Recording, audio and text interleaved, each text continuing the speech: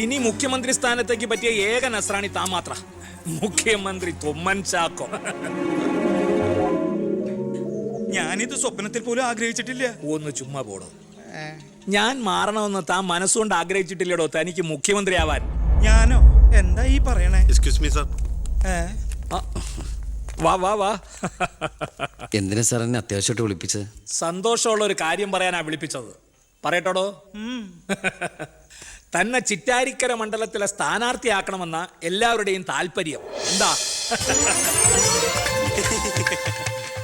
അപ്പൊ അച്ഛൻ? എടോ, മേനോന്റെ പേരിൽ അഴിമതി ആരോപണവും കേസും ഒക്കെ ഉള്ള നിലയ്ക്ക് 8 നിലയിൽ പൊട്ടുമെന്ന കാര്യത്തിൽ സംശയമില്ല. നമ്മുടെ മുന്നണിക്ക് ഭൂരിപക്ഷം കിട്ടുമെന്ന് ഉറപ്പില്ലാത്ത സാഹചര്യത്തിൽ ഒരു സീറ്റ് കളഞ്ഞു കുളിക്കാൻ പറ്റില്ല. താൻ ഒന്നുകൊണ്ടും പേടിക്കണടോ. താൻ ജയിക്കും. Work ഉടങ്ങിക്കോ.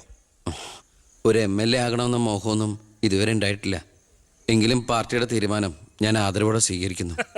All the best. Thank you sir. ജയിച്ച് MLA ആവുമ്പോ എന്നെ മുഖ്യമന്ത്രിയാക്കാൻ കൂടെ നിൽക്കണേ.